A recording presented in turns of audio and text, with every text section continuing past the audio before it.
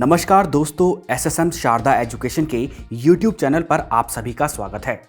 आज हम इस वीडियो में बात करेंगे मुल्ला पेरियाई बांध की। तो चलिए शुरू करते हैं। सबसे पहले यह जान लेते हैं कि मुल्ला पेरियाई बांध आखिर चर्चा में क्यों है। सुप्रीम कोर्ट ने मुल्ला पेरियार बांध पर्यवेक्षक समिति को बांध की सुरक्षा के संबंध में निर्देश जारी करने को कहा है। अब इस बांध के कुछ मुख्य बिंदुओं पर नजर डाल लेते हैं।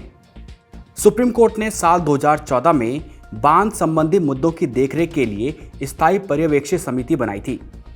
तमिलनाडु और केरल के बीच इस बांध को लेकर अभी भी विवाद चल रहा है। अब जरा मुल्ला पेरियाई बांध के बारे में जान लेते हैं। लगभग 123 साल पुराना मुल्ला पेरियाई बांध केरल के इडुक्की जिले में मुल्लैयार और पेरियार नदियों के संगम पर है। बांध की लंबाई 365.85 मीटर और ऊंचाई 53.66 मीटर है। यह बांध तमिलनाडु के 5 दक्षिणी जिलों के लिए पीने के पानी और सिंचाई की जरूरत को पूरा करता है। ब्रिटिश शासन के समय 999 साल के लिए किए गए एक समझौते के अनुसार इसके परिचालन का अधिकार तमिलनाडु को सौंपा गया था। अब इसका उद्देश्य भी जान लेते हैं। पश्चिम की ओर बहने वाली पेरियार नदी के पानी को तमिलनाडु में वृत्तिशायद क्षेत्रों की ओर पूरब में मोड़ना इस बांध का उद्देश्य है। अब जरा इस बांध के विवाद की पृष्ठभूमि को भी जान लेते हैं।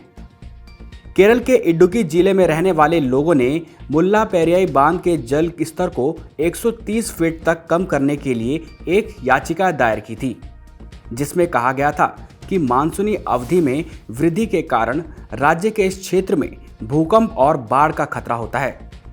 याचिका में याचिकाकर्ता ने समिति पर सुस्त गति से कार्य करने का आरोप भी लगाया था। अब इसके विवाद के कारण को जान लेते हैं। निगरानी और बांध उपकरणों का रखरखाव, नियम वक्र को अंतिम रूप देने, गेट ऑपरेटिंग शेड्यूल को ठीक करना बांध की सुरक्षा से संबंधित है, जिसका प्रभाव आसपास के क्षेत्रों में रहने वाले व्यक्तियों पर पड़ेगा। बांध के इस विवाद में तमिलनाडु ने अब अपना पक्ष रखा है। तमिलनाडु ने बांध के नियम वक्र को अंतिम रूप देने में देरी के लिए केरल को दोषी ठहराया है। नियम वक्र एक बांध में उसके जल के भंडारण स्तर में उतार चढ़ाव को तय करता है। बांध का गेट खोलने का कार्यक्रम नियम वक्र पर आधारित होता है। यह एक बांध के मुख्य सुरक्षा तंत्र का हिस्सा है। बाढ़ जैसी आपातकालीन स्थिति में डैम शटर को खोलने से बचने के लिए नियम वक्र स्तर निर्धारित किया जाता है। यह मानसून के दौरान बांध के जल स्तर को नियंत्रित करने में मदद करता है।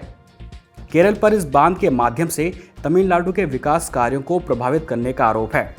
तमिलनाडु केरल से उन इलाकों का डेटा प्राप्त नहीं कर पा रहा है जो इस बांध के जल प्रवाह के अंतर्गत आते हैं। इसकी वजह से इन क्षेत्रों में ना तो सड़क बनी है, ना ही बिजली की आपूर्ति बहाल हो पाई है, जबकि तमिलनाडु ने इसके भुगतान करने की बात कही है। वहीं केरल ने भी अपना पक्ष रखा है। केरल का कहना है कि तमिलनाडु ने साल 1939 में अप्रचलित गेट ऑपरेशन शेड्यूल को अपनाया है। वहीं इस मामले में सुप्रीम कोर्ट का भी निर्णय आया है। सुप्रीम कोर्ट ने मुल्ला पेरियाई बांध पर नियुक्ति पर्यवेक्षक समिति को वक्र नियम की जानकारी देने में असफल होने पर तमिलनाडु के मुख्य सचिव को व्यक्तिगत रूप से जिम्मेदार होने और इस संबंध में उचित कार्रवाई किए जाने की बात कही है।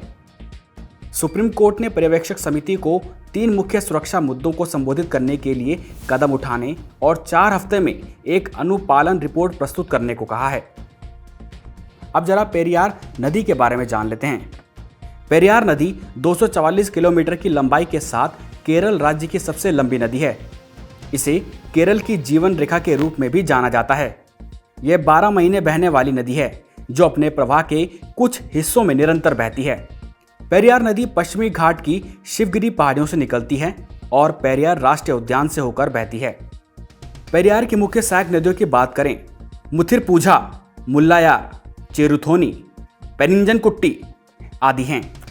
अगर आपको हमारी ये वीडियो पसंद आई तो वीडियो को लाइक करें और हमारे YouTube चैनल को सब्सक्राइब करें, ताकि आगे आने वाली वीडियो का नोटिफिकेशन आपको मिल सके। अगली वीडियो में हम आपसे जल्द ही मिलेंगे। तब तक के लिए नमस्कार।